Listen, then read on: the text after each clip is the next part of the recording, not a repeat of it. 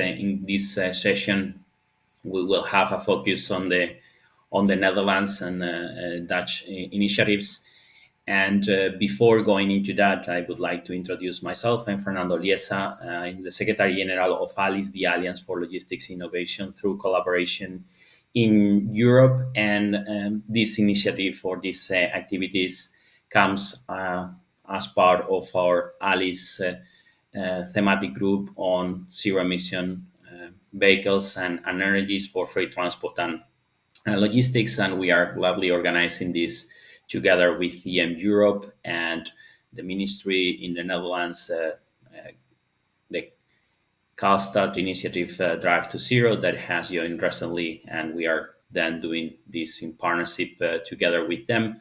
Then Police and Entrance project that is supporting this initiative. So as part of ALICE, we have different thematic groups and different activities and different activity fields and different projects. And in this one, or in this area, what we are trying to get to know better the different countries' initiatives and having discussions and interactions between companies, governments, and trying to identify together with all the stakeholders how we can really accelerate the way forward to decarbonization of road freight transportation and logistics.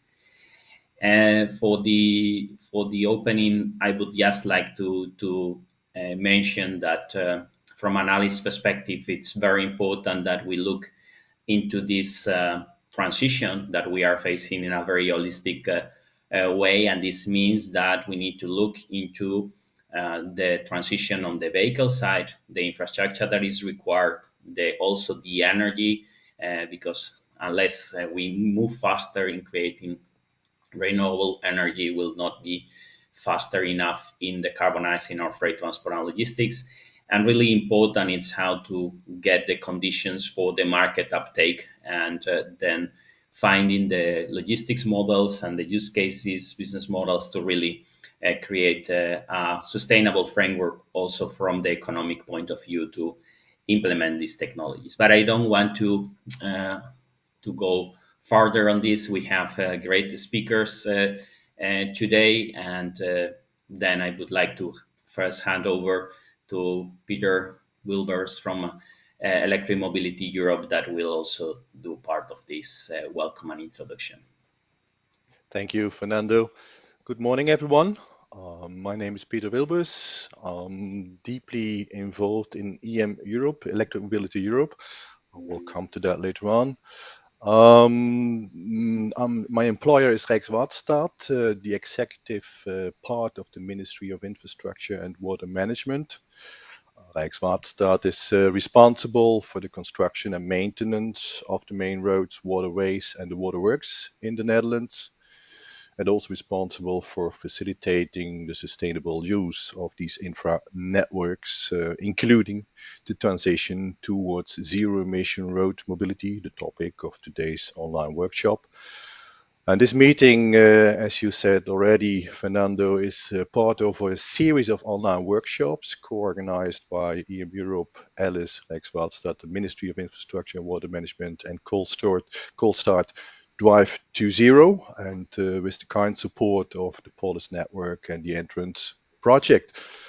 The workshops actually originate from the cooperation already started in the Aeronet Co-Fund Electric Mobility Europe, abbreviated EM Europe. And EM Europe was completed at the end of 2021, but the cooperation has continued since, and with these online workshops. The Aeronet Co-Fund EM Europe promoted the rollout of electric driving in Europe through transnational cooperation and pooled funding of innovation projects. And we actually had two main components in EM Europe, being firstly the funding of innovation projects. Eventually about 20 million euro went into these innovation projects. And a second part was the policy cooperation component, with a very intense exchange on the policy level on good practices and experiences. And this policy cooperation component turned out to be very inspiring, informative, and fruitful. So this policy cooperation part and the network built up and already expanded in EM Europe will be further expanded. This is the interesting part in an upcoming cooperation and support action, a CSA. And this CSA is a response to a now open call in Horizon Europe and will aim at accelerating zero emission road mobility. So it's a bit wider than only electric mobility. It's including all other aspects towards the pathways to zero emission road mobility.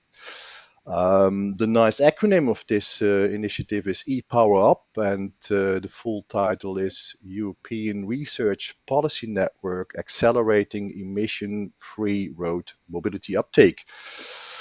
The challenging part is that the submission deadline is already on the 20th of April, 17 o'clock Central European Time.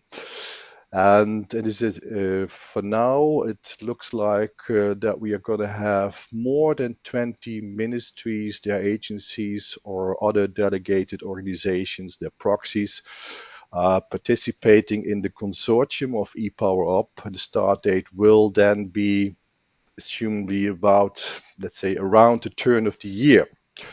For more information on this new initiative related to today's topics, you may contact me or, let's say, the envisaged coordinator of TÜV Rheinland Consulting in the person of Miss Marcia Giacomini.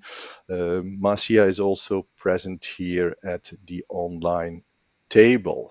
So you are very much welcome to, let's say, to inquire further on the details of this initiative and to express your interest to either me or Marcia Giacomini.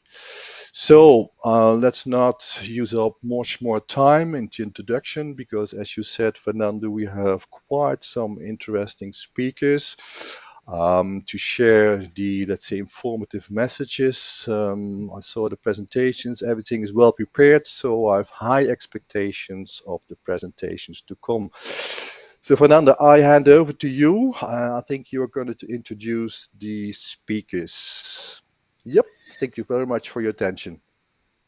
Thank you, Peter, for the insights and the great news you have shared with all of us. And as of Alice, we are really happy to be part and share this journey with EM Europe and looking forward to this new coordination and super action that, by the way, it's part of one of the partnerships under Horizon Europe called 2.0, in which Alice is supporting. So then we provide recommendations. So we are very glad the high take up of this CSA and really looking forward to collaborate with you.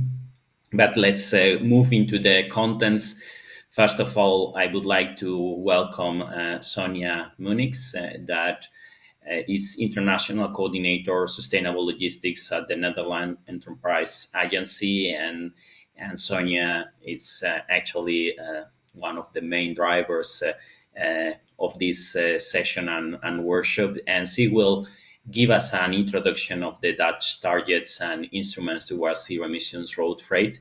And really glad Netherlands to see it's in the forefront of Europe in this piece. So really looking forward to your presentation, Sonia. So then the floor is yours. Well, good morning, everybody. It's a great pleasure for me to be here in this webinar. And I cannot see myself anymore. Let me see. Okay, yeah. So as you can see, it's a bright sunny day here in the Netherlands. And I have an orange sunscreen, so I'm kind of orangey. So you could say I really live up to my Dutch heritage as orange being our national color.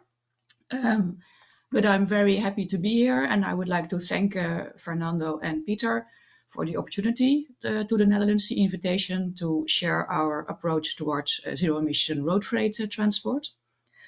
And As Fernando introduced me, I work for Netherlands Enterprise Agency as the International Coordinator on Sustainable Logistics.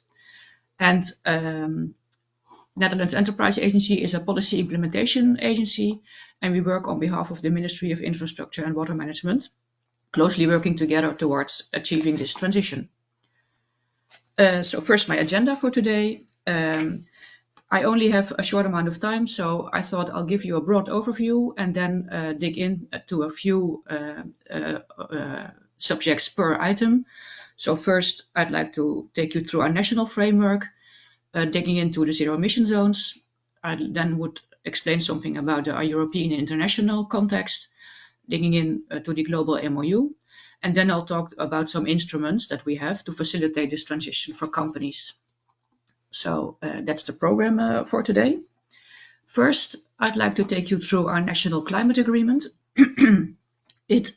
Following the Paris Agreement in 2015, the Netherlands concluded its own national climate agreement, making sure that we reach our goal, which is achieving a reduction of CO2 emission reduction of 60% by 2030. And this national climate agreement, which was concluded in 2019, is divided into 5 sectors, mobility being one of them. And this infographic shows all the actions towards mobility. And you can see all the blue ones are for sustainable logistics. And although medium and heavy duty vehicles account for only a small portion of the fleet of vehicles in Netherlands, or well, worldwide in any case, and also but for a large amount of the kilometers, but also for a very large amount of the CO2 emission of the sector. So therefore we have some ambitious targets towards freight decarbonization, which I'll take you through.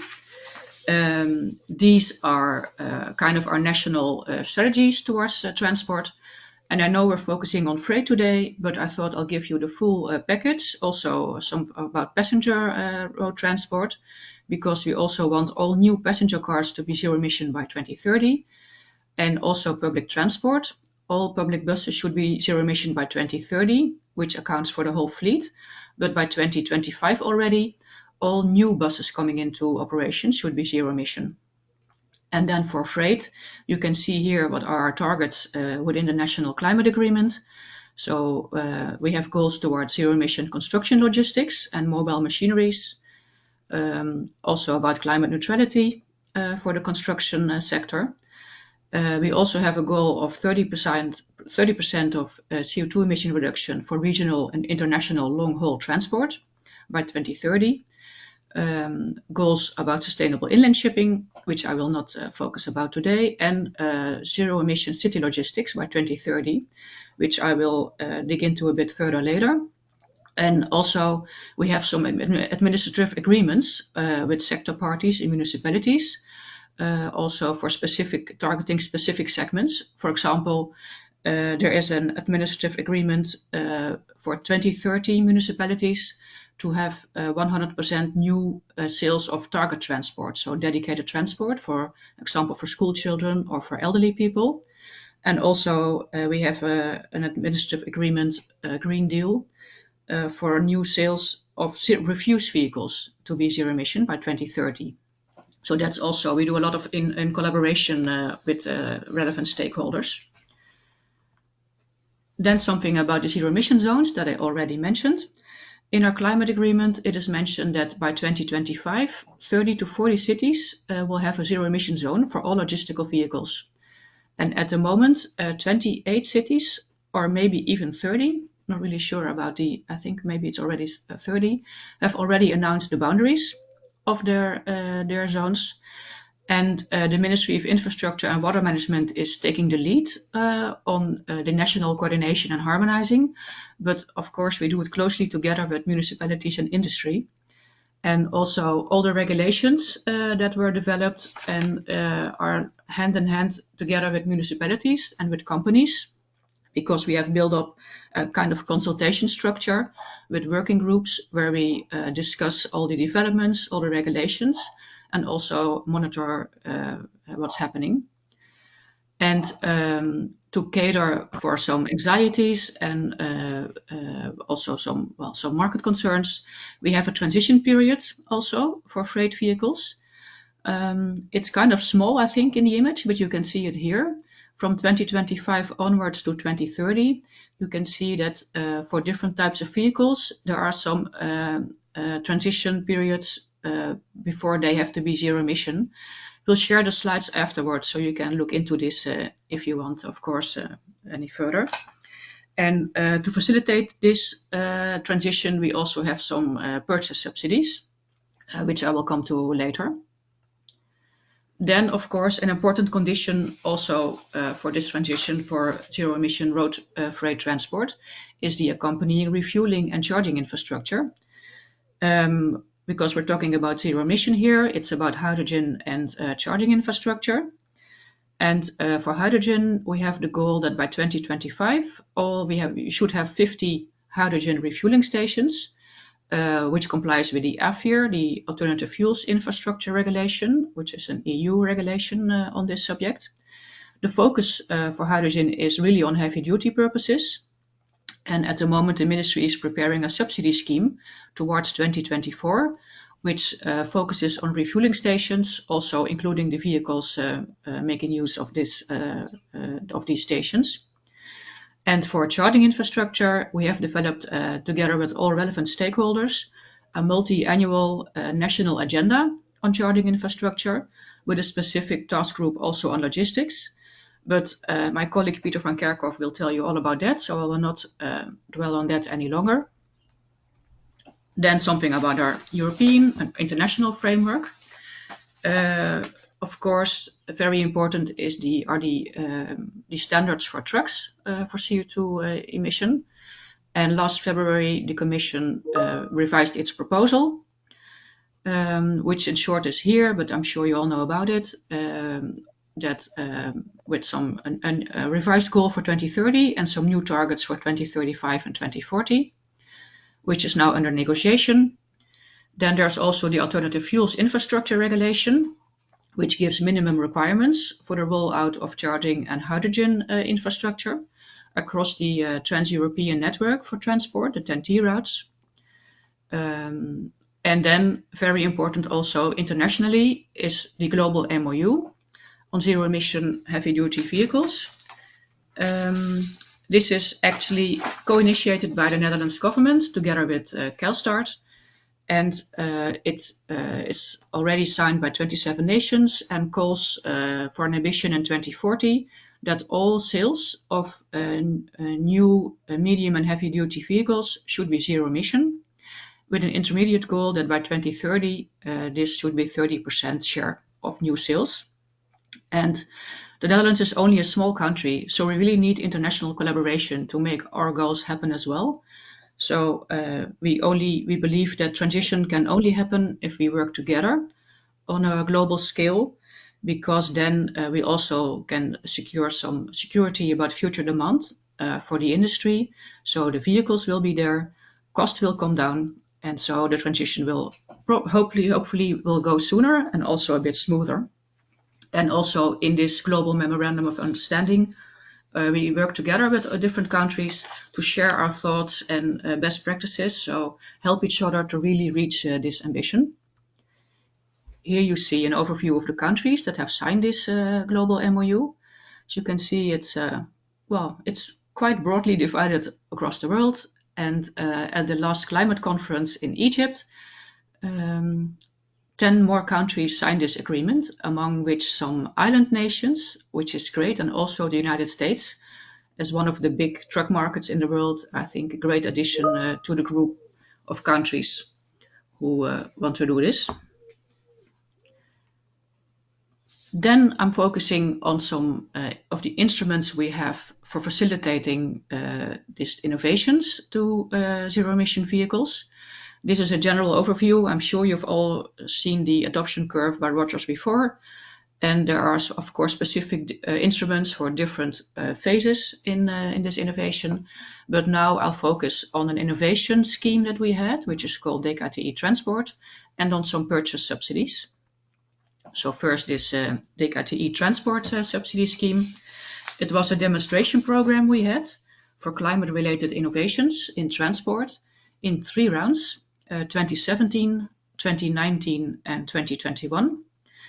The aim was to stimulate transition to innovative and sustainable energy carriers, and it subsidized innovation and development in all of the transport modes and also all energy carriers, including biofuels were also part of the scheme, supporting also the deployment of the infrastructure. And the aim was actually to really build an ecosystem. So it was targeted at the collaboration between private companies, knowledge institutions and NGOs. And here you can see some of the results of these 3 rounds we had. You can see in a total we had 135 projects, mostly focusing on battery electric and hydrogen vehicles. And the government spent 115 million euros of subsidies in 3 rounds, but it was coupled with 127 million of private sector investments in these same projects. It gave a major boost to the innovation ecosystem, and many of the concepts that were developed were afterwards introduced in the market. And well, I can say that Breitner, who is talking next after me, also received, also had some projects in this subsidy scheme. So I hope it really helped them to introduce the market. Then something about the purchase subsidies, of course, also a very important instrument because these zero emission vehicles are now still more expensive than ICE versions of the same categories. We have a subsidy for cars, for vans, and also for construction vehicles, which was last year exhausted in only 1 day. So a big demand there. And then we have a subsidy for trucks, a purchase subsidy, which also was exhausted in 1 day in 2022. Here are some results of this subsidy. And it was even so that the ministry had to find extra money to be able to handle a larger amount of the request, which luckily was possible. And the subsidy is as so that companies receive a percentage of the surcharge of the price for a zero-emission vehicle, and the amount is higher for a smaller company. So bigger companies receive 40% of the surcharge as a subsidy, and for SMEs it's up to 60%. The subsidy was applied for all vehicles above 4,250 kilos, and in total, after the extra money for 25 millions, we had a lot of requests, almost 500, and 80% could be granted, and an average of 67,385 euros, as you can see here on the slide, was subsidized for the zero-emission trucks. And you can see in the table on the right that well, it was a kind of general division between the different sectors, the different segments of the sector. And the larger vehicles were requested more for subsidy, and a large percentage went to battery electric vehicles, a smaller percentage to hydrogen electric vehicles. So this is kind of a very short overview on the things we do in the Netherlands. And I'm happy that the next speakers will be giving the point of view from a company, from a city, and also with some more information on charging infrastructure. So I hope after this webinar, you have a great view of what we are doing. And thank you for your attention. Happy to answer any questions. Thank you, Sonia, for the great presentation and the insights on your programs and concrete measures. Yes, for anybody that wants to ask a question to Sonia, I remind you, you can share that question in the chat, or you can just react and raise your hand so then we can give the floor and you ask the question live. I see one question here coming. Fernando, should I stop the sharing, or would that be, is it better? Yeah, okay. Yeah, maybe you stop sharing, that's good. So then, okay. Sonia, there is one question, is that if there will be enough supply of trucks to reach the goals? That's the question. Yes, that's a good question, of course. It's a big debate, of course, in the market. I think some geopolitical developments happening now also hinder this. But I think we see that the technology is ready. So it is possible to drive with zero emission trucks to do a large part of the operations. And I know that many of the manufacturers of trucks have stated that a large part of their manufacturing will be zero emission, battery electric trucks first, and some hydrogen trucks also coming later into the market. So I have good hopes that this will be happening. And I think instruments like the global MOU that we have signed with 27 countries also gives manufacturers the kind of trust that we will have this transition and there will be enough demand. So they should step up their manufacturing. Meantime, I also see there are some answers from spontaneous answers from the participants in the chat, actually referring to one of the reports from ASEA, and actually we had a meeting last week in which many different players were, and as a result of that meeting, we got a reassure on the availability of tracks, probably on the availability and capability to build the infrastructure, recharging infrastructure, but it was still a little bit more in the air. It was the ability or capability of the electricity grid and the available renewable energy source in those charging points, and that was a little bit more the question mark, but probably will be going into that later. Then there is one additional question, Sonia. It's actually, it was also my question. Is there will be additional budget for incentives for zero emissions electric heavy duty vehicles this year or in the coming years? Yes, there will be, especially for construction material.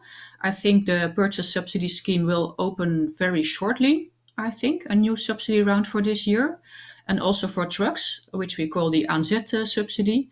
I think it will open in May with a new round of subsidies, and probably for the coming years as well, we'll have a new round of purchase subsidy coming up. Okay, that's so yes, and also for vans, because of course for the zero emission zones, also for vans this is also important. And also for vans, we have a running subsidy scheme as well at the moment, still open for this year.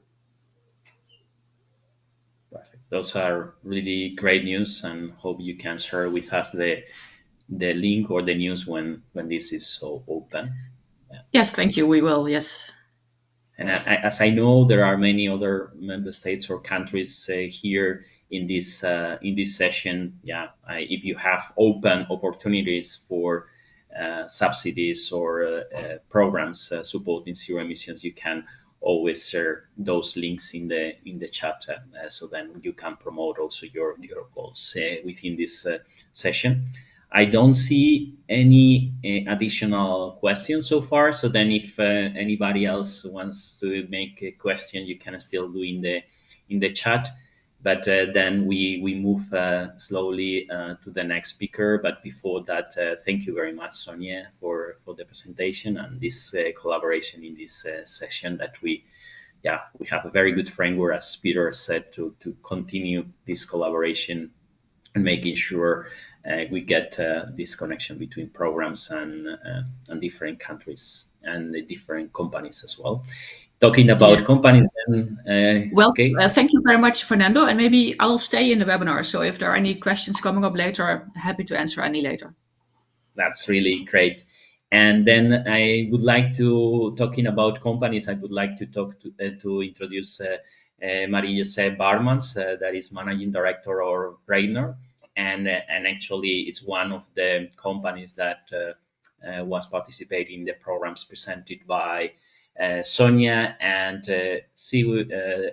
Marie-José will share experience with electric trucks, and here we can see one of them in the introduction of the slides. So then, Marie-José, the floor is yours. Thank you, Fernando. So welcome in Rotterdam, everybody. My name is Marie-José Baartmans. I'm co-owner of Breitner, which is a zero-emission transport company. And you are now looking at currently the love of my life for the moment then. It's a brand new Volvo zero-emission electric truck. It has been on the road since 2 weeks. And I think the interesting thing from this truck is that it's deployed for delivering bricks, pavements for streets, and we do, not only have an electric truck, but we also have an electric crane on the back of the trailer. So the whole combination is without any emissions and with a lot less silence, which is great when you operate in inner city areas. And we have a female driver on this truck, which I always like to mention as well, because you don't see that often. Pablo, if you could share the next slide with everybody. So Breitner is a core business zero-emission transport company. We are located in Rotterdam. We operate throughout the whole country, but mainly Randstad area, which is between Amsterdam, Utrecht, Rotterdam, a little bit more south. And we've started this company, we founded this company in 2014, and we actually had the first trucks on the road in 2016.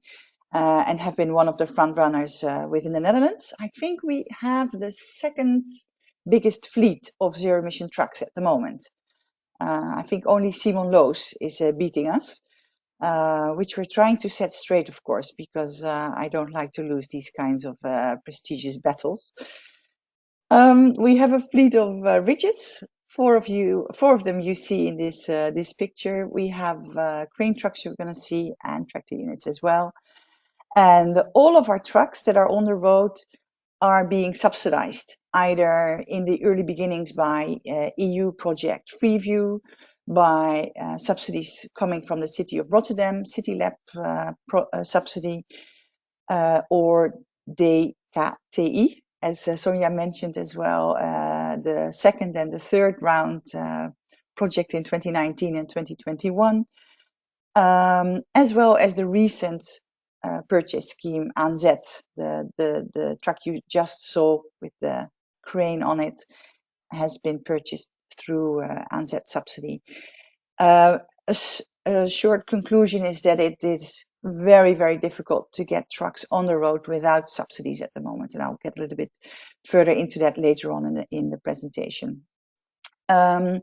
We normally always work with diesel operating transport companies for a plan B. So we have a joint venture with Vlot Logistics and HN Post and Zone, which are two conventional transport companies. But if you have an agreement with a company to deliver bricks and you're in a front running position and have to deal with innovative technology that sometimes shows a little bit downtime, we still need to deliver all our goods. So we have a thorough plan B with these companies so that they can, in the end, if needed, help us out with the diesel truck and make sure that we deliver bricks or deliver whatever we are doing in that day. And we have a little bit more than 500,000 zero-emission kilometers driven at the moment. Pablo, if you could help me out. I think the reason why we started this company, and that's interesting to tell for, especially if there are countries that are not up to speed yet with regulation or subsidies. For us, it was very much the local air quality in Rotterdam. In 2014, we had an area in the city of Rotterdam that was highly polluted.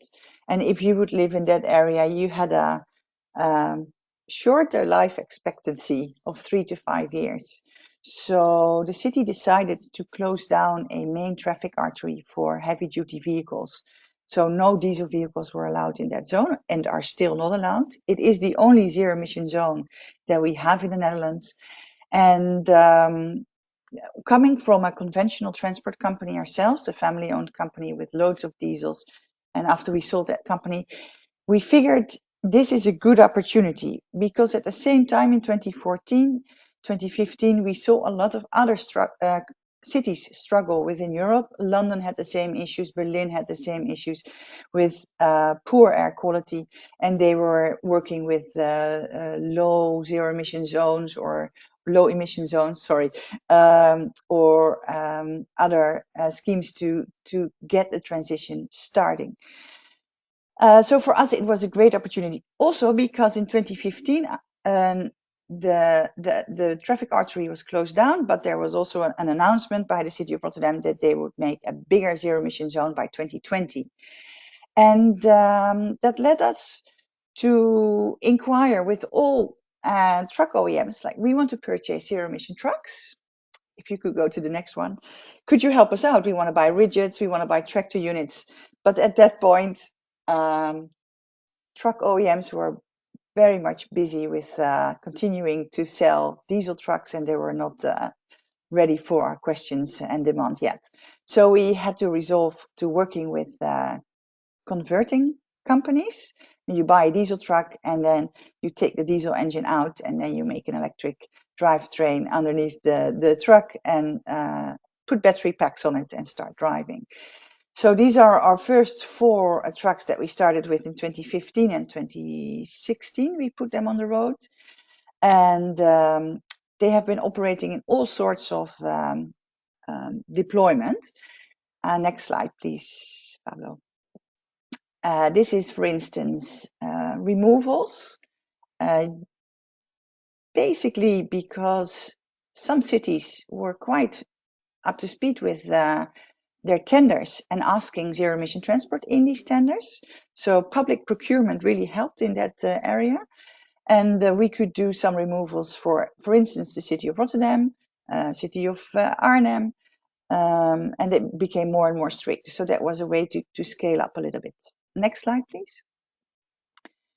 Here you see some construction logistics, especially in Rotterdam, where we have a lack of houses and we have a housing problem. There are going to be a lot of building sites in the upcoming years. So we will see big demand on construction logistics, and we decided to invest in that as well.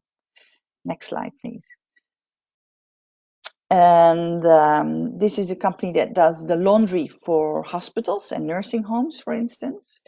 Very much inner city work as well, and they wanted to make sure that they were ready for when the moment of zero emission zones started in these inner cities. They wouldn't be surprised and make sure that they could still pick up dirty laundry and deliver the clean laundry as well.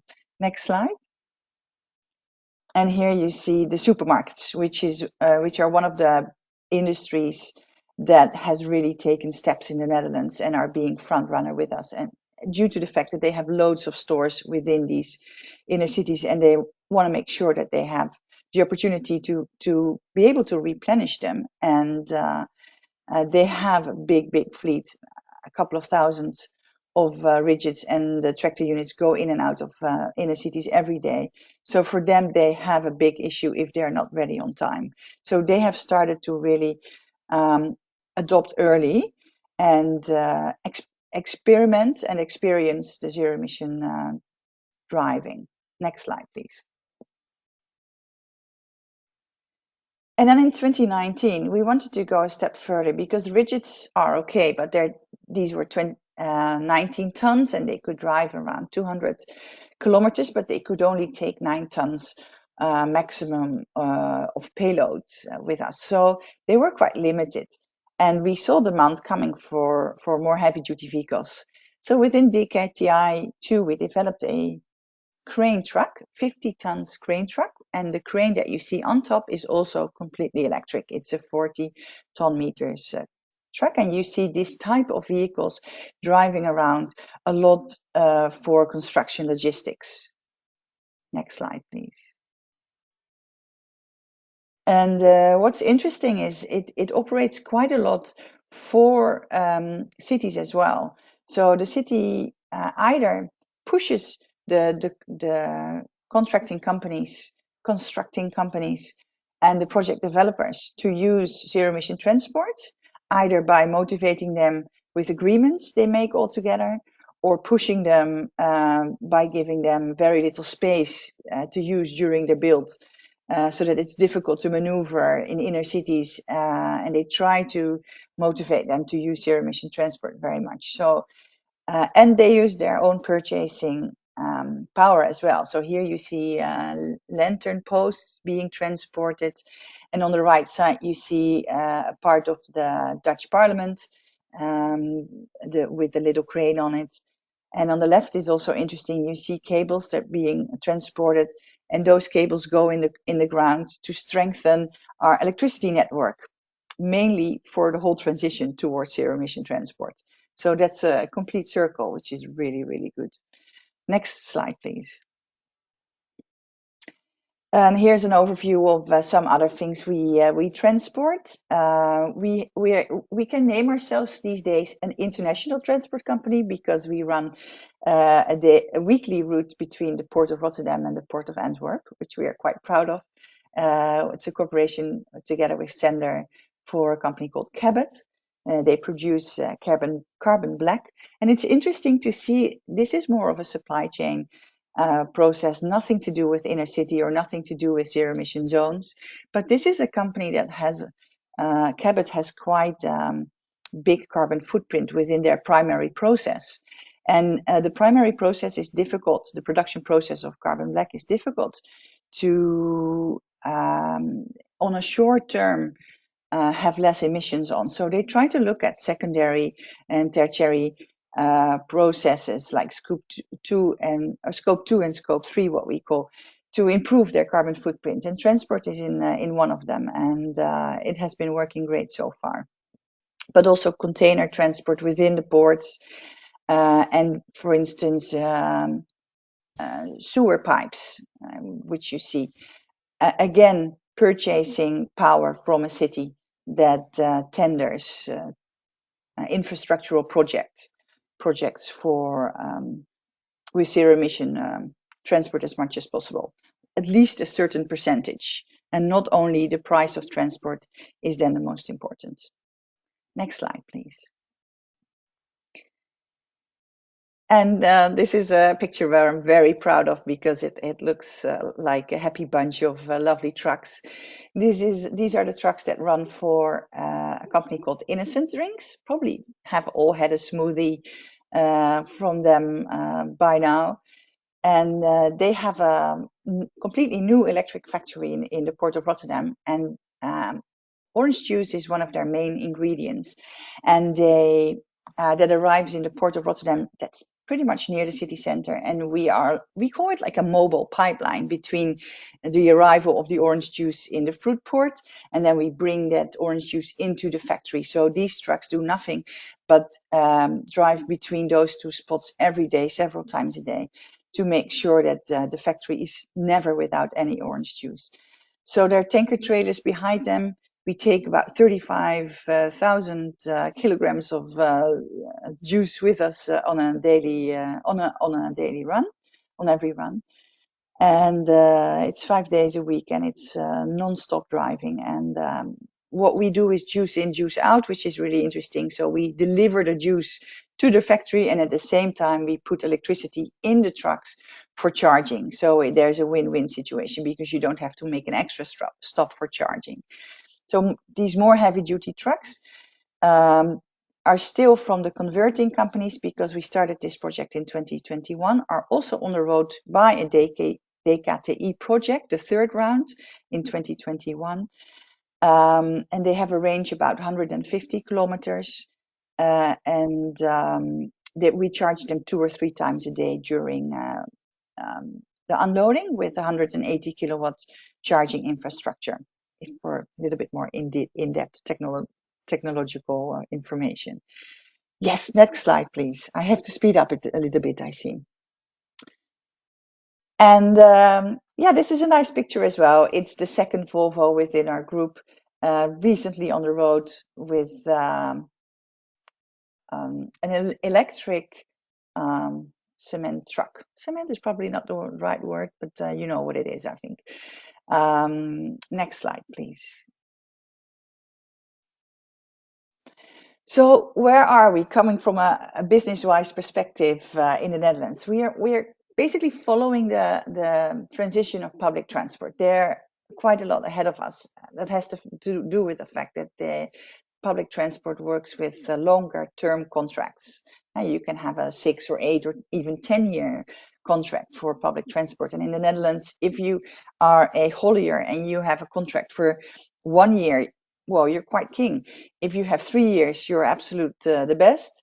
But if you want to invest in these type of vehicles with the current investments that go with it, 3 to 4 times the investment of a diesel truck, then we need to have longer commitment for our customers. So most of our trucks are in a dedicated solution, and they're driving for our dedicated customers. We have some project capacity to try to find customers that are enthusiastic, but first want to run a pilot to get them to have some experience, to see if a lane works for them, yes or no, and if they're enthusiastic, then we try to invest specifically in a vehicle for them.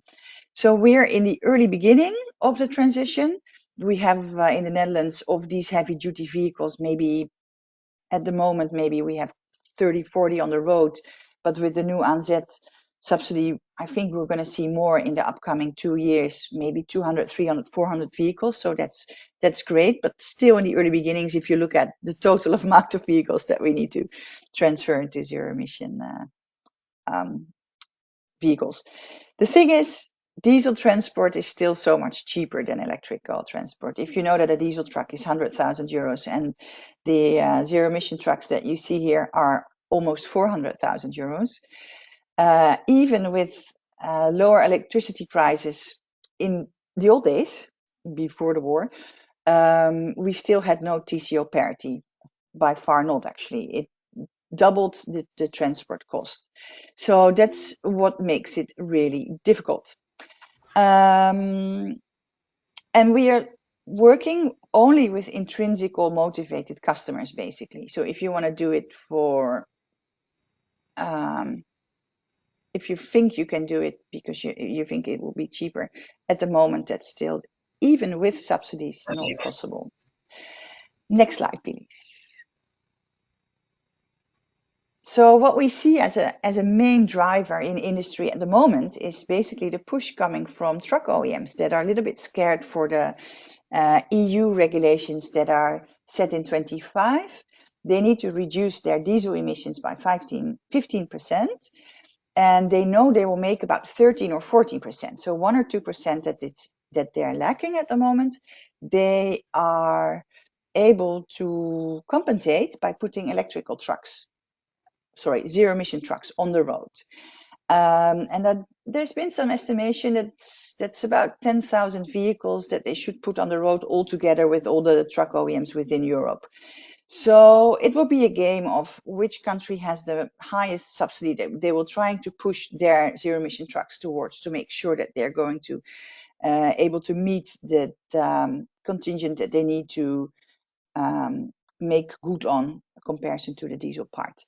And that's interesting because at the moment we see prices going up of the electric trucks, battery electric trucks from truck OEMs, but we expect by maybe halfway 2024, if they have a good view on how far they are within the 10,000 vehicles that they need to put on the road, they might, if they're not near that number, they might lower their prices. So it's interesting to follow up on. There's been a big lobby coming from the truck OEMs towards the EU because in 2030, it was planned that they should reduce emissions further by 30%. And at the moment, the proposal is 45%. So I think it's quite an exciting time to see where it's going. If it's going to be 45%, we'll see a big uptake on zero emission trucks for sure, because they're never going to make it, even not with an Euro 7 development. So interesting times from this point of view. Next slide, please. I think we're almost there, by the way. Yeah, so our customers, I already talked a little bit about it. No TCO parity, so intrinsical motivated.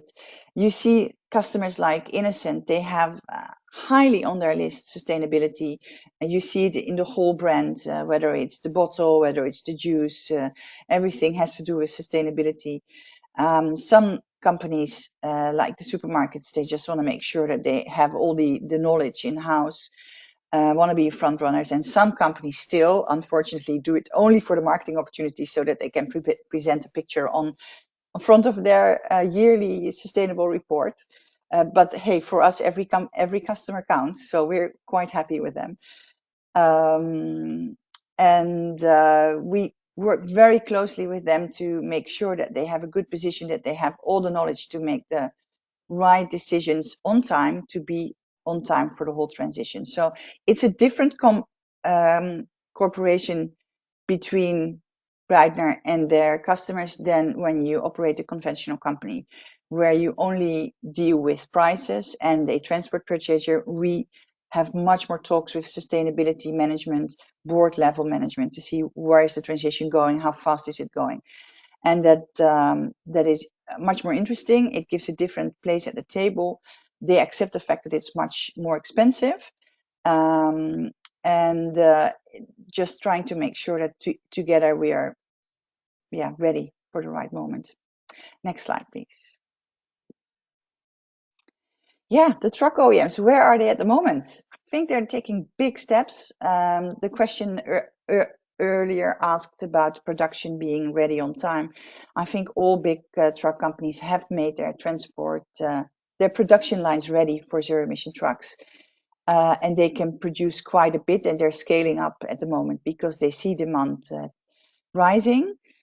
We see Volvo being in the lead very much, with Renault following up, and we see Mercedes trying to catch on, and Scania as well. Scania already has now trucks that can be ordered with the battery pack of 630 kilowatt hours, and if you look at our current rigids that are converted, they have 280 kilowatt hours on board, and the new Volvos have 540 kilowatt hours on board. So you see that the developments go very, very fast. So we believe that maybe in 2 or 3 years we would see a range of about 700 to 1,000 kilometers. 500 kilometers that are being supported by battery packs of 700 to 1,000 kilowatt hours.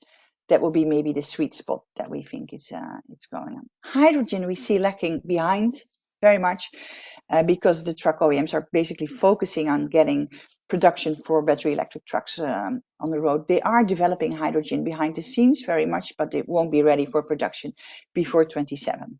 Next slide. Our main learnings: trucks run stable. Battery degradation of the battery packs has been very good. All our trucks have been surveyed by either TNO or universities that follow up on our trucks daily, and we are very enthusiastic about that. We see the autonomous range improving, as I just mentioned, and we see opportunity charging during unloading or loading as the sweet spot to not lose out on any more time. Charging in general is a big challenge. How to organize your charging, how to organize cheap electricity. I think that's one of the biggest challenges that is coming for us. Next, and I think final slides. Oh yeah, there we are. Yeah, so ask me anything. I see a question in, I've kind of missed the Thank question. you, So Marie, maybe, for the presentation. Actually, there are a few questions for you, and eventually I can help you there. Question is, how did the rise in energy prices, both diesel and electricity, affect profitability? So you briefly went into that, but maybe you could elaborate a little bit further. Yeah. So when we started with the rigid trucks, we only had overnight charging, and I think we had about electricity prices of 15 cents per kilowatt hour, depending on where we had our truck stations.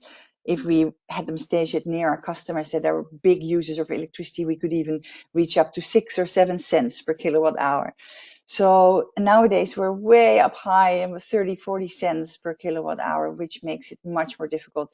And what we try to do is we try to figure out, every time we engineer a new logistical setup with our customer, we try to look at, okay, what are our customers' processes? Do they use a lot of energy? If so, they probably have huge energy contracts, and it's better to station the trucks or try to buy the energy for the trucks through our customer, or even sometimes through the supplier of the customer. So we're trying to be very creative with electricity within the TCO to make sure that we do not have to pay public electricity charging prices. So if I would go to a Shell or a Total or a Fastnet in the Netherlands, which we now and then have to do by occasion, we pay about differs between €1.03 per kilowatt hour and 70 or 75 cents per kilowatt hour, which is, yeah, it doesn't make the TCO any more interesting.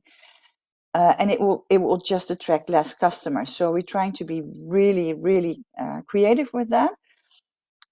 So far it works. What makes it difficult is that you need fast charging infrastructure that can reach at least 150 kilowatts or preferably 300 kilowatts. And that brings high investments with it, because not only the charger, which could be maybe like 50,000 euros, but furthermore, the transformer that you need and the cables that go into the ground, which bring the main investments, 200,000-300,000 euros is nothing. And if you have a small fleet, it will only be 1 or 2 trucks running over this fast charging infrastructure. And that makes it incredibly difficult to get a good business case going.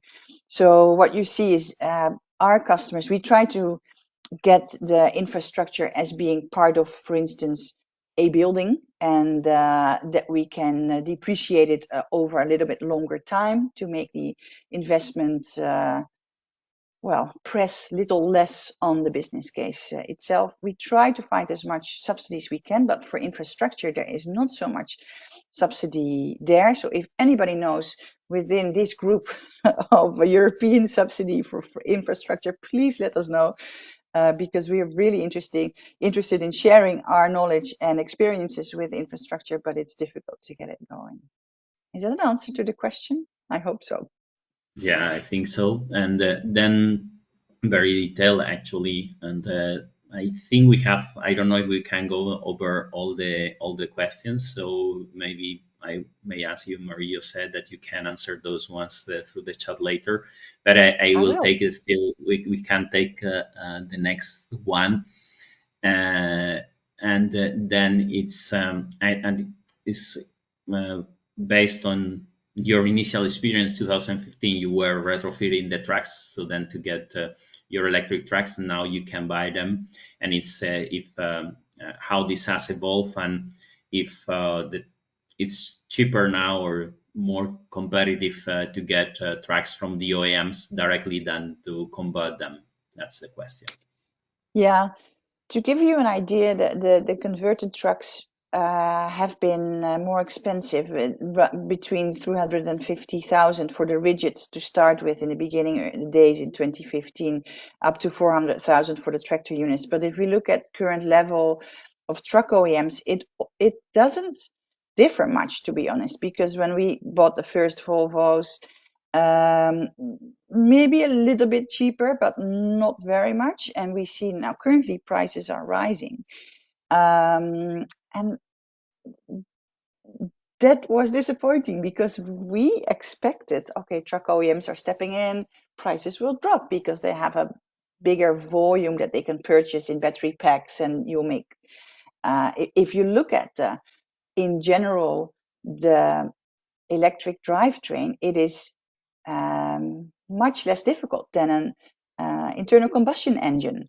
So it should be cheaper, much cheaper to construct in general. But I think that truck OEMs, I'm not sure if anybody's present today, and if they're willing to comment, but they're trying to get all the development costs, because it's a big shift between developing diesel engines or an electric drivetrain, that they want to shift all these big investments for the first development onto the first phase vehicles as well, instead of spreading it out over maybe 10 years. So that's a little bit my gut feeling.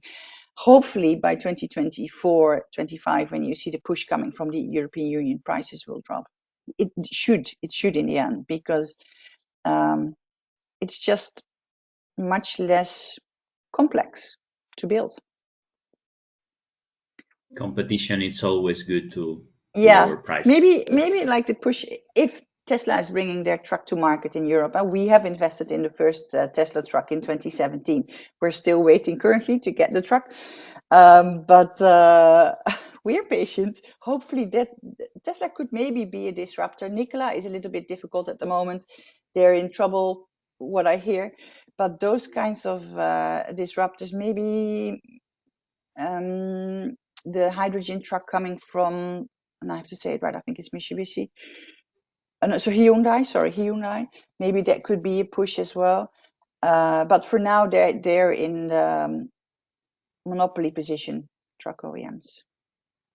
Performance isn't particularly much better than the converted trucks, by the way, because the conversion trucks the companies have been working in converting these trucks for many years now, and they've gained many more kilometers experience than the truck OEM. So we're also experiencing now some downtime with OEM trucks, as they have to learn to step in this world as well at the moment. Children too thing, I think. Yeah, that's very good. Then there is the last one. You can be very brief, otherwise we are going beyond the time. Yeah. No, but it's not. It's the interest of the audience, and yeah, you are working with these tracks and with your with the freight forwarders and the shippers.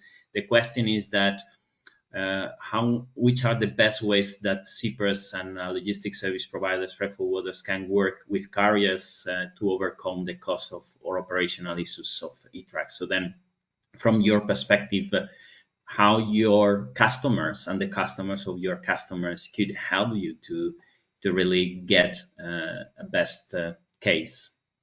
Yeah, I think one of the things that we always do with our customers is we work on board level, high level, and we work 9 out of 10 times with something like an open calculation.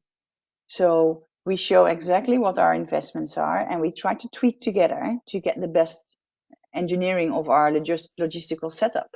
So sometimes they need to change their current systems or processes, which is not something that they like, but could be a way to optimize our runs, either meaning different opening hours so that these trucks can run more hours than normal diesel trucks would run, to trying to compete more with the diesel TCO and the diesel business case. Or either use swap trailers, swap and drop systems that they're not used to. But everything has to be taken into account and has to be looked over again. And there should be no hard barriers when you start these processes. Just start with a blank sheet and see how far you can go, and really work together. And invest for the longer term. So because if you can make a commitment for, let's say, 5, 6, or 7 years together, then prices will drop as well, because the risk is not only there for the haulier, but you share the risk, and that helps. Okay, thank you very much, Marie-José. If you could address the questions in the chat, Yeah, there are I still will. a few for you. Thank you for all I'll the try that. insights. They were really great. And Thank you for then we having need me. to, yeah, I know it's very great. Good. So then we move on, and then the next speaker will be Peter van Kerkhoff, and he's coordinator of charging infrastructure at the Netherlands Enterprise Agency. And Peter will drive us through the Dutch national charging infrastructure agenda and the activities in charging needs and industrial compounds. So then, Peter, the floor is yours. So let us know what's going on. Thank you. Yes, thank you, Fernando, for the kind introduction. Let me check if it's working. I think so. Yes. So it's working, right? Yes, it's working perfectly. Thank you. So I'm a colleague of Sanja. I work for the Netherlands Enterprise Agency as well for about 4 years now, mainly on charging infrastructure. And today we'll tell you a little bit about, well, the national charging infrastructure we have in the Netherlands and focus on what we do on medium and heavy duty charging infrastructure. Just to give you a glance, because I understood this is a more international group. We have, for a small country, almost 18 million inhabitants. And amazingly, we have almost 9 million passenger cars, about 1 million heavy-duty, medium-duty vehicles, delivery vans, and roughly 140,000 heavy-duty vehicles. On the right side, you see a map with how the government is organized in the Netherlands, which the smaller fragments are the municipalities. There are about 350, and there are 12 provinces. And this is important because it provides a challenge on how we want to organize charging infrastructure, and particularly public charging infrastructure. Together with the climate agreement, we also thought with the electrification of mobility, we need to have a strategy on how we want to organize the charging infrastructure, and basically to realize the fast upscaling of charging infrastructure. We've been doing this since about 2009, 2010, and our goal is basically comparable to charging your mobile phone, easy, smart, and everywhere. And how did we try to develop this strategy? We make charging point forecasts. So we how many fast charges, semi-public, public, and private charges we expect, and that's around where we formulated strategy, and then divide it into public charging for more the government side, and try to stimulate or upskill the private and semi-public charging. So from that national charging infrastructure, we have a regional approach. On the right side, you see the map of the Netherlands again, where we have organized 6 regional project organizations. They support the municipalities and are responsible for the rollout of public charging infrastructure. And they have an active collaboration with regional utilities or grid companies. And the goal is to have AC charging on the streets, at home and at work, and fast charging more on the corridors in the cities, for example, near supermarkets or building markets. And we try to combine it with the energy transition. And each region has its own challenges or focuses. So in the east and the north, we have more rural areas where we expect more private charging, where people have their own lawn, which they can park their car at either carport or at their own house. Whereas more in the center and on the west side of the Netherlands, it's densely populated, a lot of cities, and people often don't have their own parking spot. They rely on public parking, which requires a different charging strategy. And then we also have more the logistic corridors towards Belgium. As Marie-José mentioned, Antwerp, Rotterdam is a big corridor, but also to North Rhine-Westphalen in Germany. So it depends on the region where the focus lies and where what the strategy is. So we go to Sonja already showed this picture. So now the zero emissions are coming up fast in less than 3 years already. Luckily, there's a transition period, but this really requires a lot of awareness of both businesses, but also of governments, that they really have to do something. Because the zero emission zones, they're only for, at the moment, 28 municipalities. All the logistics come from neighboring villages or neighboring towns. So everyone basically in the Netherlands has to cope with these zero emission zones. So they really have to transfer. To give you a quick overview, at the moment, I already mentioned, we have roughly almost 1 million delivery vans. It's actually expected to rise to 1 million in the upcoming few years. And for light and heavy duty, it's close to 140,000.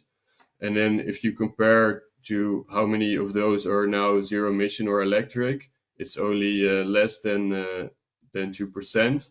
And we really have to upscale. I will show you in a bit the goals and the growth we expect.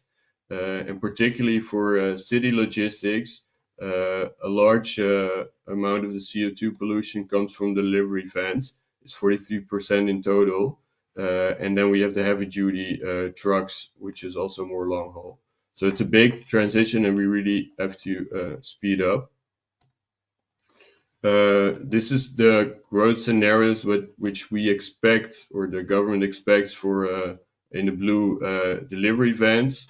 In 3 years, we expect already 50,000 battery electric. So for city logistics, we think it's going to be mostly battery electric because of the speed and also because of the availability of battery electric vehicles. And for heavy duty, medium duty, we expect like around 1,000 minimum in 2025, and in 2030 16,000. But if you see on the left side where there's going to be a big growth between 2030 and 2035, and we expect similar growth paths for heavy duty, although later in time. Then how are these vehicles going to charge? We expect there are different charging profiles for the different types of logistics. Retail will usually be during the day and charge at night, but you also have other companies who want to charge during the day or have to charge in between. Nevertheless, particularly for delivery vans and heavy duty, we expect that the majority of demand is at their Home Depot or industrial sites or business parks. And delivery vans for smaller companies like the bakery or the painter, they usually take their van home back into the city, and they will charge at the street, public charging. So this is we all have to incorporate this in our starting charging strategy.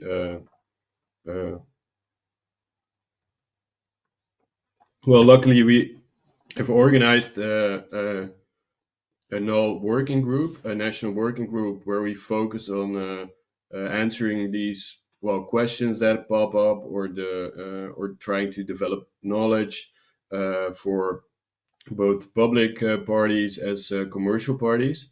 And we divided those in 5 task forces, which I will briefly address. So we have one that focuses more on forecasting. So where are the electric vehicles gonna appear? Where do they want to charge? And what is the height of the demand? And the type of data, and this group also focuses on what type of data do we use, how can we improve the forecast so we can get a more accurate view. Then we have the public stimulation of logistics charging, where we help governments or municipalities with tenders. How can you organize public logistics charging, but also how can you develop policy, facilitate charging, both private as public.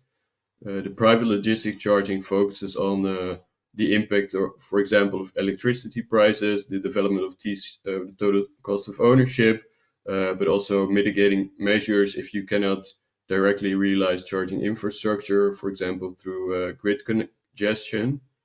Then we have the basic network for heavy-duty logistics.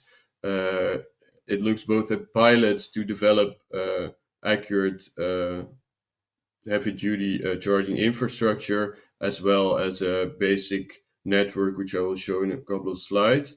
And there's also a focus on clean energy hubs, where you have charging, hydrogen, biofuels, and which is a combination of fuels. And finally, charging at construction sites, which is a different type of sector, where we look at construction hubs, similar like where we consider them as energy hubs, and we look to standardization. So for passenger cars, like interoperability is not a problem anymore, but for these new types of electrification, we still need to develop the accurate protocols so that the transition goes smoothly. Then a bit on forecasting logistics. We see that, as I mentioned, they will mainly charge at their depots, at business parks, or as it's stated in the presentation, industrial compounds. And we expect that grid integration is a major challenge. On the right side, you see just a quick overview where the yellow and red indicate that there are problems with grid capacity. This is actually an old picture. This is updated monthly by the grid operators. And we'll show you in a bit that the situation at the moment is much more worrisome.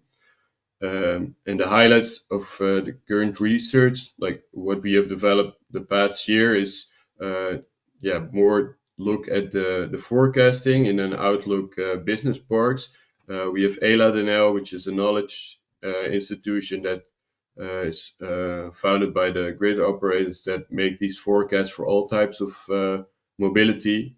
And we translated that forecast into a story map where you can actually see the charging demand per business park throughout the Netherlands. And then if you click on, for example, a municipality or a business park, you can get an overview of what the expected transition is of delivery vans and heavy-duty vehicles. Just to give you a view, it's we start from how many vans and trucks are registered and where are they registered, and the size of the circle indicates how many trucks or delivery vans are registered. After then we use that to forecast according to the growth we expect on how many electric vans or trucks will be there then in 2025, 2030, and even up till 2050. And from that, we can also match what would be the charging power demand. So what would be the impact on the electricity grid, and what can we do to install that charging infrastructure. And with these data, as I mentioned, we rank that in a dashboard. So you have an overview of what is expected per municipality in the Netherlands. It is a useful tool for municipalities to check where do they have to support, for example, the business parks, or where is a big concentration of electric vehicles expected. And then how are we going to facilitate this? So the government is currently working on a basic network for public heavy-duty charging in 3 phases. And this just gives you an indication of how this looks. So they work with searching areas per municipality where they expect it's going to be developed, or where big demand is. And this is the phased approach is used. Try to give businesses a secure feeling that they can charge at some point in time. At the moment, it's expected to follow these 3 phases the next between 1 and 4 years. Since it's a big transition, we have installed a task force heavy-duty charging infrastructure, which I'm a part of, and we support municipalities with this challenge, and also local entrepreneurs at those business parks on what they can expect, what they have to think of, by sharing knowledge, by trying to incorporate best practices. For example, if they develop something in the north of the Netherlands, can they copy it in the south or in the west? Organizing sessions, and also trying to improve the forecast so we can adequately develop strategies to accommodate the expected demand for charging infrastructure. The final slide, as I mentioned, the map looks a bit, quite different now. This is a map of the demand for electricity at the moment. The red and the orange basically indicates there's at the high voltage level, there's virtually no place for additional demand. So this is a big challenge for us, and we're trying to find solutions for this. Another big challenge is awareness, particularly with the local entrepreneurs, that the zero emission zones are coming, and they really have to take action to be able to accommodate or still be able to get into the city. But it's also a responsibility of the municipalities. And then there's the employment shortage. particularly with local governments to support those entrepreneurs, but also to install the charging infrastructure. Thank you. Thank you very much, Peter, for all the insights and actually the well and very structured way in which you are forecasting the demand and the need for infrastructure and all that. I have seen one question, but I don't know if it was for you or for Marie-José, but Marie-José was very active replying all the questions. Thank you for that, Marie-José, and plenty of insights on all of them. So thank you again. So then I don't see, there is one question that I'm going to give you, and it's on the electricity prices of commercial fast chargers are very high at the moment, and this makes in-house charging obligatory. How do you see this? And also, it's also said that subsidies are only supporting public charging, while the business model is for companies telling maybe depot or warehouse charging, make them going through faster. I know it's a tricky question, but so I will try to answer first with the electricity prices. This has been a problem this especially last year, in particular because the electricity price reacts more slowly than the fossil fuel prices. So we've been monitoring that and trying to develop the effect, and we're now trying to work on more insight for entrepreneurs on what they can expect and how it affects their TCO. And we're also trying to develop a strategy what we can come up with to stimulate that public charging is still attractive. We don't have an answer yet, but we're definitely working on it. And as for subsidies goes, for now, Marie-José mentioned it, there were some more pilot subsidies where you can get subsidy as a private party as well. And at the moment, we're trying to see, because there's a lot of public money available from the climate and transition funds, how we can stimulate this sector even more, both with public and private charging. But it's work in progress, so I don't know yet when this will become available. Yeah, probably for trucks there are the subsidies, but not for the charging. So that I think could be an idea for you to consider.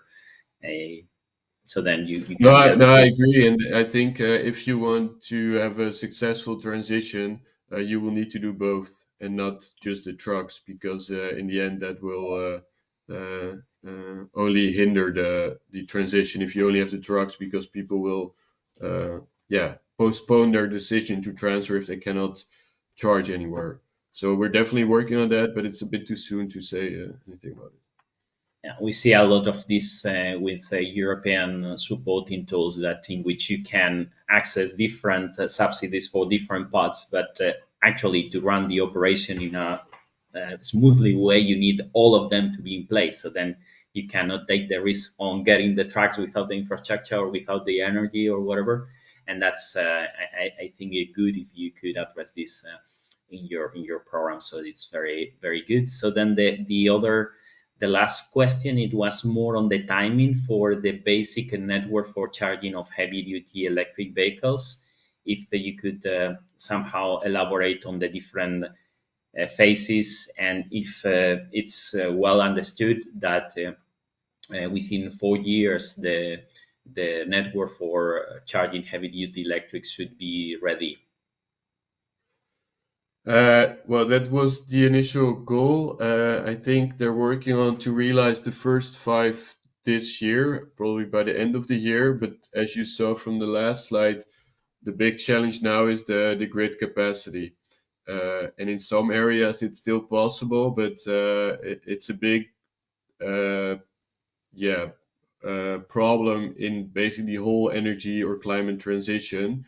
So the aim is still within 4 years, but it really depends on the local grid situation. The positive thing is that we're working in the same time on mitigating measures, so trying whether if there's no grid connection that we can use, or we can try to do it directly with sort of a standalone hub with renewable energy or with a battery. But it's a challenging time. But as for the timeline, the goal is still within 4 years, and the last I heard they hope to realize 5 by the end of the year.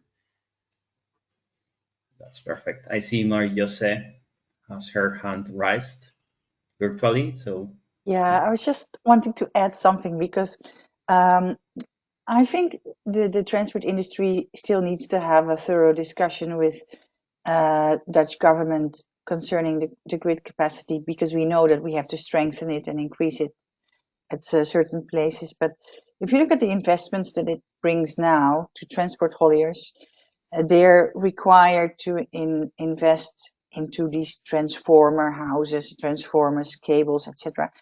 And you could also wonder where you draw the line, whether like, okay, is that actually not part of the grid?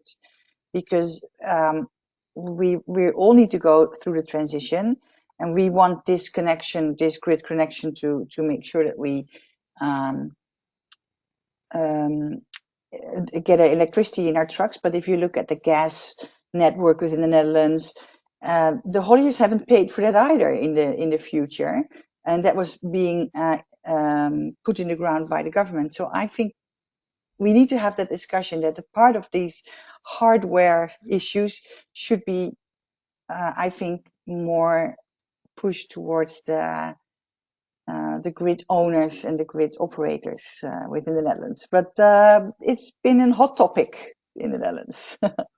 So yeah, no, thank you that's very much. I don't know, Peter, no. if you have any reaction on that.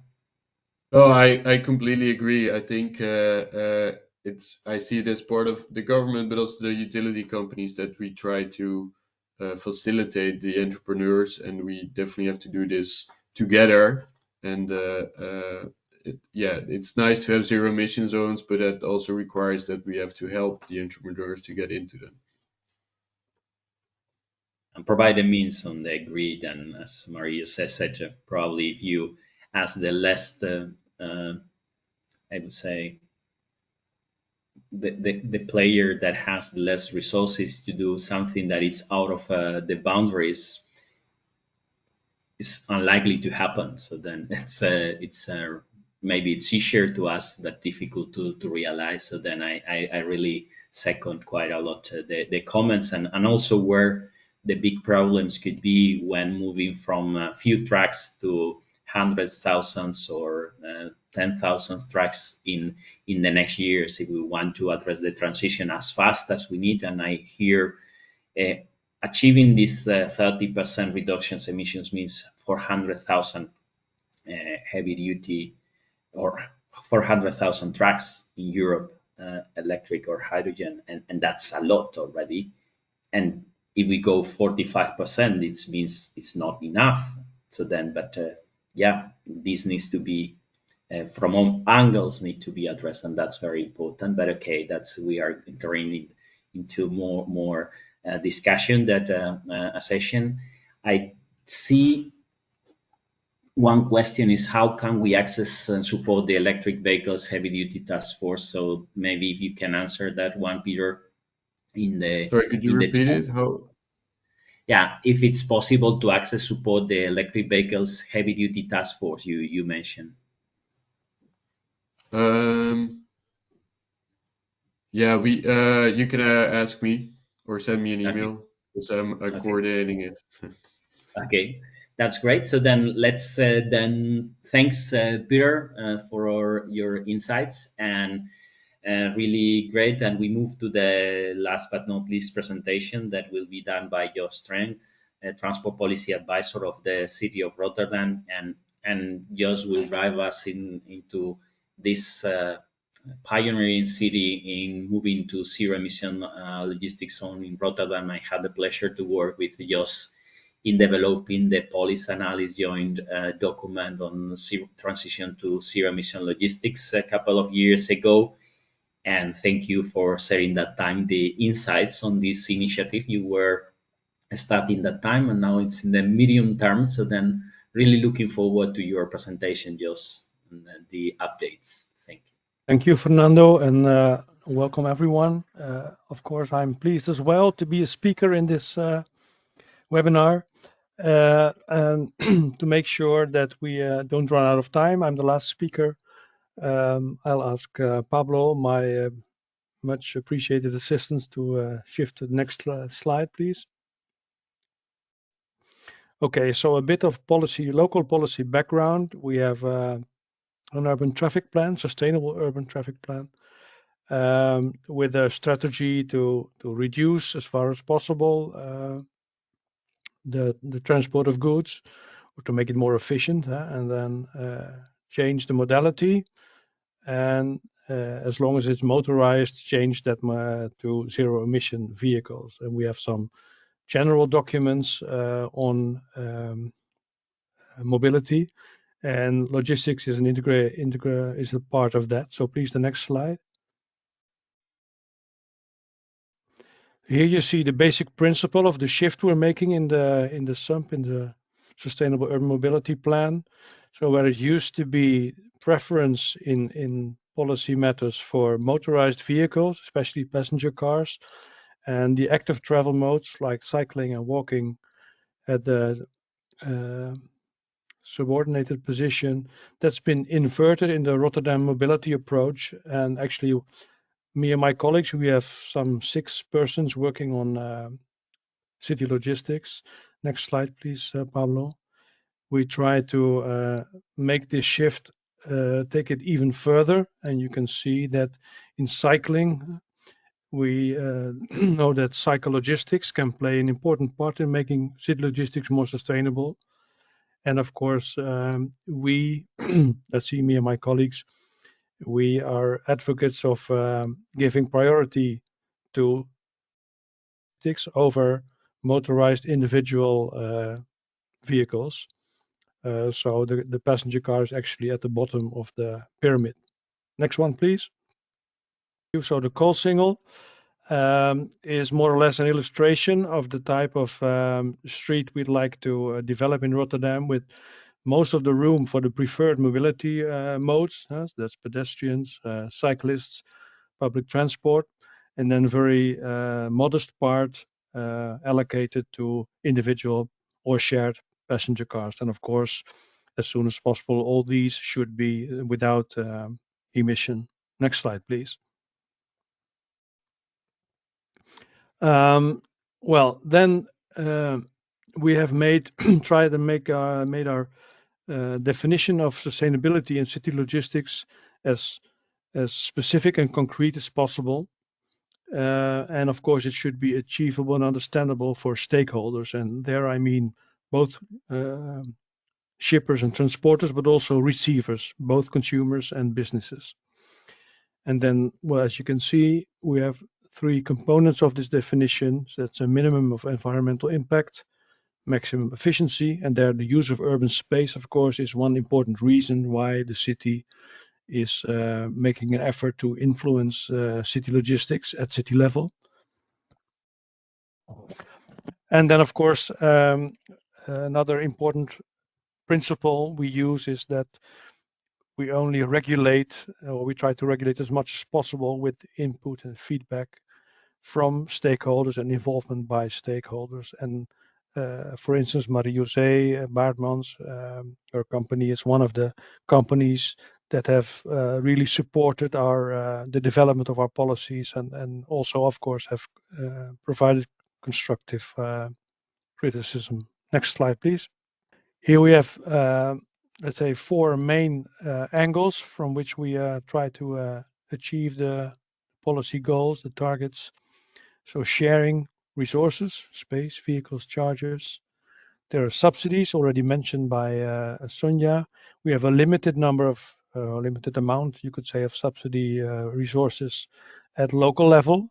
Most of it is provided at national level. Now we already focused on charging infrastructure. I can say a few more things later on. And one important thing you see in the bottom right, leading by example. We think that we should practice as much as possible what we preach. So our own fleet of duty vehicles is trying to be a front runner. Of course, we're not as far ahead as Breitner, but that's also, of course, because we have a lot of different type of very complicated vehicles, which are not all that easy to make zero emission. Next one, please. So this is our basic policy document dating back from 2019, the roadmap for zero emission city logistics.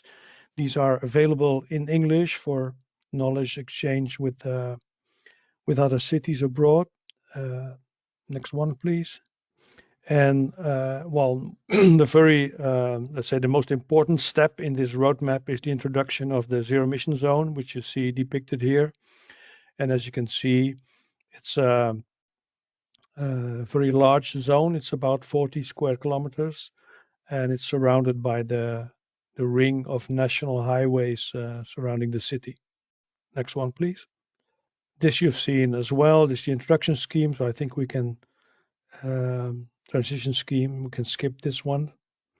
And here we have 9 solutions, so ways of changing the way we use vehicles, space, and other resources, which are promoted to reach the goal of zero emission city logistics by 2030 within the zone.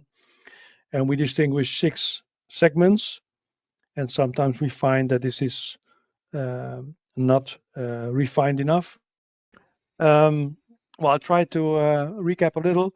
So we have 9 solutions, and we distinguish 6 different segments. Sometimes this is enough. Sometimes we can even combine measures for certain segments, and sometimes we find that we need to distinguish a little more, make more distinctions in developing regulations and doing pilots. Next one, please. It was already mentioned, of course, if we need to be ready in 2030, then we need to be sure that we're on the right path. So at a local level as well, you saw the national figures. We're trying to match this at local level using traffic monitoring and automatic number plate recognition techniques to see how the percentage of vehicles is evolving. And so far, we can see it's not going fast enough. We're a bit above the national average, which of course is not a miracle if you listen to Marie-José, for instance. We're very happy to have them in our region. But one of the things we foresee also in the charging aspect is we're not with a linear progression.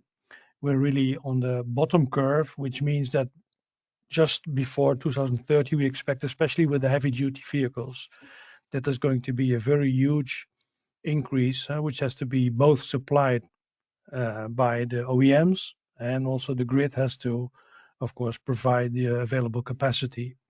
So we are really very busy, and we're also actively participating in the national coordination groups to make sure that we have a smooth and uniform or harmonized transition in all the 30 zero emission zone cities.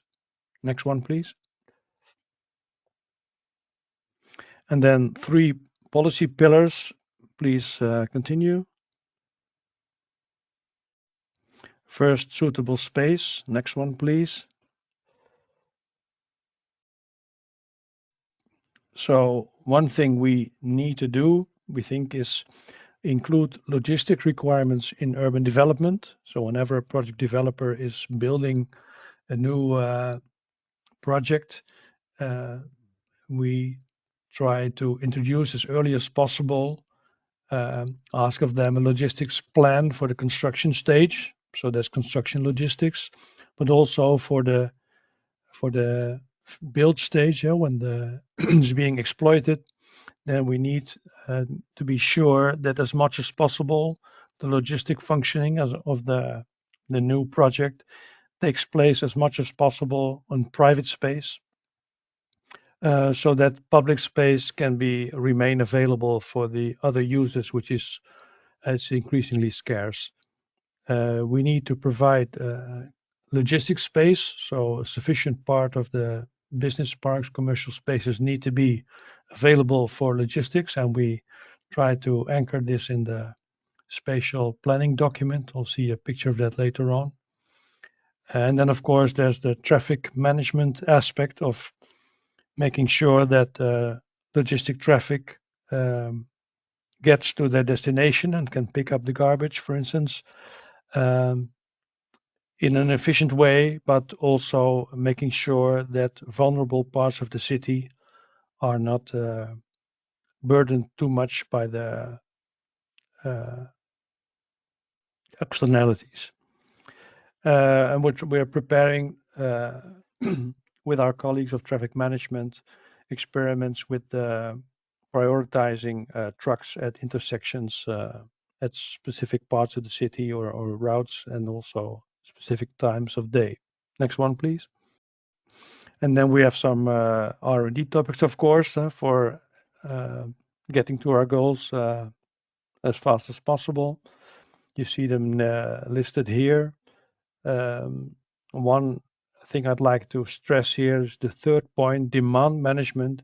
We think that so far we have not advanced very much in gaining insight in how we can use the stimulate receivers, so ordering behavior and cooperation of retailers and consumers to make the supply chain more sustainable.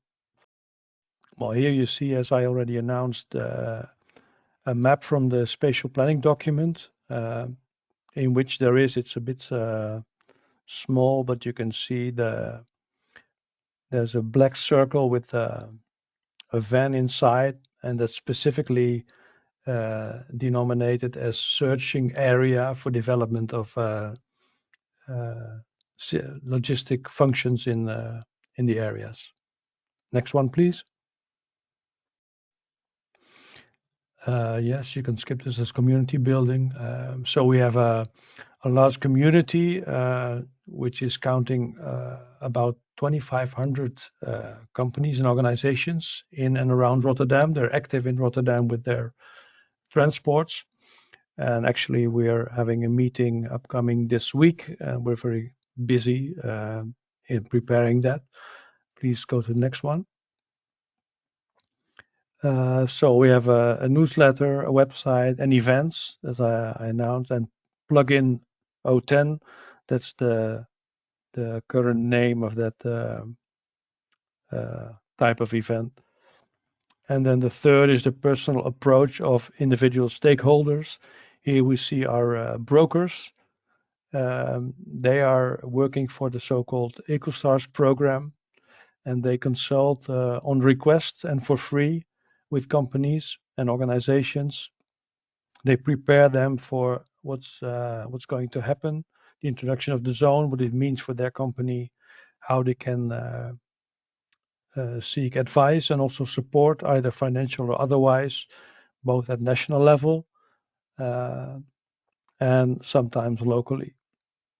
And one interesting point is, and it's quite successful, is the last point, a free tryout arrangement of electric vans, light electric freight vehicles, and cargo bikes, because this practical experience is very supportive. We notice of companies and organizations adapting the new type of transport and doing it in time, so to meet access requirements. Yeah, and that's actually the last slide as well, in which I think what's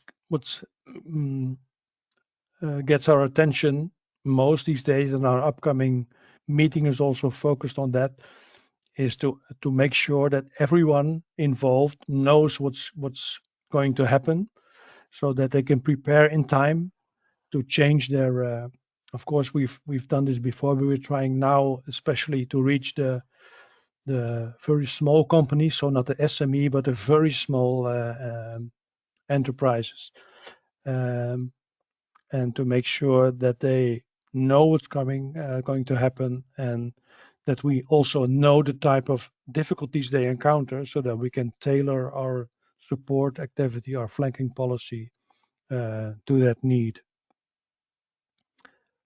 And that was my story, so I'm happy to answer any questions. Thank you very much, Jos, for the presentation. And meantime, we retrieve questions from the audience through the chat, or people that want to raise their hand. I have one question myself for you, because I have been quite informed on all your efforts in Rotterdam and the process since 2018, I guess. Now you are in the middle of this journey, and at that moment when you started, you were a pioneer, and now continue to be pioneer, I think, but with a lot of more experience. So could you just share the main three learnings you go through the process, or the advice that you would like to sharpen a little bit, and also more looking what could be your expectation on logistics companies to speed up the process? Yes, well, you're quite right. We're in the middle. I'm not really sure if we may be, let's say, a front runner, but certainly not the only one. So we have a very good exchange with other major cities in the Netherlands and also abroad. But I think, at present, I already said in my presentation, it's quite important to divide your attention between stimulating front runners and informing and helping laggards, because in the end, you have to make sure that everyone can make the transition, or at least get the opportunity to make the transition in a fair way. On the other hand, city logistics, of course, cities are only a limited part of the country, and the transport is not only in the cities. It's a mix of both. So specifically for Alice, I would say, yeah, we are concerned that the vehicles may be the limiting factor, whereas in fact the transport in the cities may not have to take place using the very heavy vehicles. So that's one of the very important questions. Do we want the efficiency of large vehicles with let's say their disadvantages versus many trips with smaller vehicles, because that has implications for the space and also for the operations. But one of our messages, if we're just saying alarming things about trucks not being available in time, then from the city perspective, I always respond nowadays that, okay, but not every problem has to be solved by a one-on-one change of vehicles.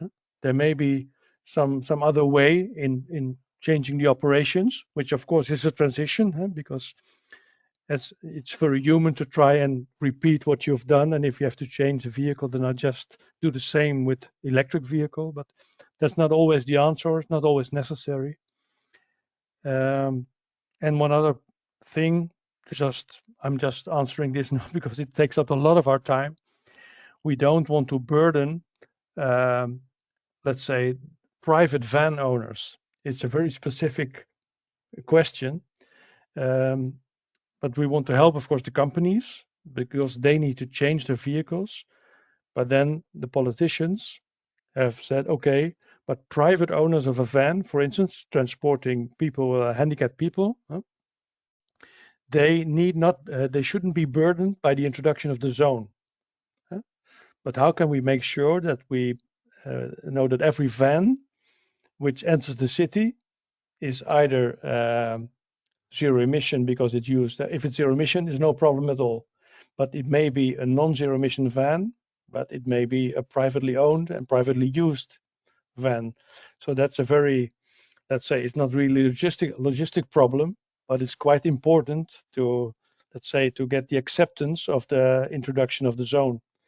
So that's why I think it's important to have sufficient personnel capacity that we can introduce. So that's not, let's say, that's just, let's say, professional company, but the last thing I'd like to say is the clear definition of targets, and Marie-José has also stressed it from the beginning. Make sure as public authority which are your targets, and hold on to them. And this is, of course, it takes brave politicians, both at European level, at national level, and local level. And they may be helped, of course, by the apparatus of civil servants. That's an interaction.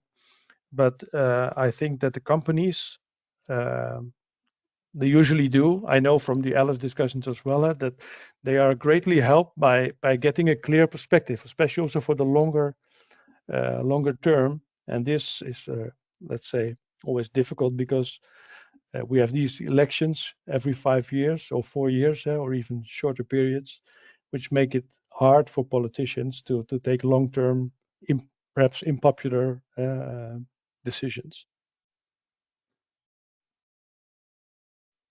Has this raised any more questions, or are we just going to end in time? Not that I can see. I see one summary proposed, and that it could be interesting to reflect on. And actually, it's also looking into what you said, and what Mario just said is that most of the times the innovation, or it's looking into the vehicle or the infrastructure, but not into the operations. But the way you operate these vehicles may be quite different, and there we don't see. Particularly, this a little fight we have the Commission that is not enabling a good framework for innovation on the logistics operations, really taking in consideration the conditions of operating these zero emission vehicles, the charging, all these operational things that were very nicely addressed by Marie-José, and that we're also saying that we have the vehicles, we'll have the infrastructure, but it's a multiplication of vehicles, infrastructure, and TCO. So if there is no TCO, there will be not happiness here. But I don't see more questions, and then I would like to thank all the speakers. I would like to, maybe Peter, you want to do any last remark from your side? Yeah, sure. Thank you, Fernando. Thank you, first of all, for moderating this session and, let's say, keeping watch on the time so perfectly. Everyone is, by the way, now slowly longing for the lunch, I guess. Some people left, but still we have 44 participants, which is rather unprecedented. So thanks to you, Fernando. But of course, special thanks to all the presenters, the speakers. I've been in this topics in this business for quite a while, but still I've learned so much new insight today again. And also some special word of thanks to Sonja, because she was the one bringing all the speakers together, which has not been easy. Everyone is very busy, of course. So Sonja, thank you very much. Yeah, this is a series. This is an online session in a series of workshops. As I said in my introduction, there will follow more workshops. So everyone is kindly invited, cordially invited to participate in next workshops. Dates have still to be set, and the focus as well. So please keep watch on the websites of Alice and Electromobility Europe. And maybe it's even the case that we have the emails that you will get information and invited for next sessions. And yeah, I sincerely hope that we can continue this good cooperation that we have with Alice and all the other mentioned organizations organizing these online workshops, and that we can even strengthen this cooperation in this hopefully upcoming e-Power Up initiative in this CSA. So to be continued. And yeah, I'm concluding with the words, enjoy your lunch. Thank you all for your attention, for your participation. Hope to see you soon, and to continue our good cooperation and exchange of information, and of course also inspiration, which is as important as the information. Thank you so much. Bye bye. Thank you. Bye. Thank you.